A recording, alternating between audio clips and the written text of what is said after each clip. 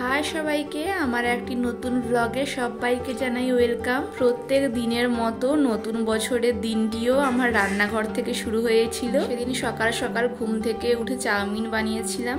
কর্তা মশাইয়ের আবার এই চাউমিনটা খুব প্রিয় খাবার, তাই ভাবলাম যে বছরের শুরুটা ওর প্রিয় খাবার দিয়েই শুরু করা যাক। ভেবেছিলাম সসটা দিয়ে একটু শুভ নববর্ষ লিখবো বলে, কিন্তু স্পেসটা এতটাই কম তাই ছোটোর ওপরে ভাবলাম একটা পান পাতা ডিজাইন করা যাক।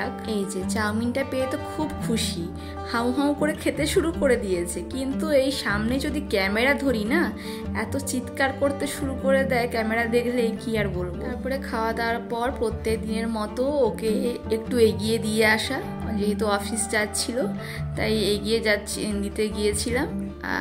তার মাঝেই আমাদের এই রাস্তাতে একটা খুব সুন্দর একটা গাছ রয়েছে। ওই গাছটাতে প্রত্যেক দিন সকালবেলা গিয়ে একটু হাত দিয়ে ওই গাছটাকে একটু পাতাগুলোকে একটু বন্ধ করাই। তোমরা কি কেউ বলতে পারবে এটা কি গাছ? আমরা সবাই কিন্তু পড়েছি একটা সময়। আমাদের দেশে তো দেখতে পাওয়াই যায় না এই গাছটা, এখানেই দেখতে পেয়ে এত ভালো লাগে প্রত্যেক দিন। তারপরে ওকে ছেড়ে এসে চান টান করে নিত্যদিনের যে পুজো থাকে গোপালের, সেই পুজো করলাম। গোপালকে ভোগও দিয়েছিলাম সেদিন। তারপর পুজো করার পরে রান্না বসিয়ে দিয়েছিলাম। একদিকে মাছ ভাজতে বসিয়ে দিয়েছি আর একদিকে ভাত করছিলাম। তারপর দুপুরে খাওয়া দাওয়া সেরে বিকেলে একটু বেরিয়ে পড়েছিলাম দুজনে মিলে। আর হাসির কথা কি বলবো, প্রত্যেকবারে ভিডিও করার কথা ভুলেই যাই। প্রত্যেকবারেই ও মনে করিয়ে দেয়, কি গো ভিডিও করবে না? আর বাড়ি গেলে তো সবসময় মাই মনে করায়, কি রে ভিডিও করবি না? সেদিনই বাইকটাকে বারবার খারাপ হতে হচ্ছিল, বারবার চলতে চলতে বারবার বাইকটা শুধু বন্ধ হয়ে যাচ্ছিল।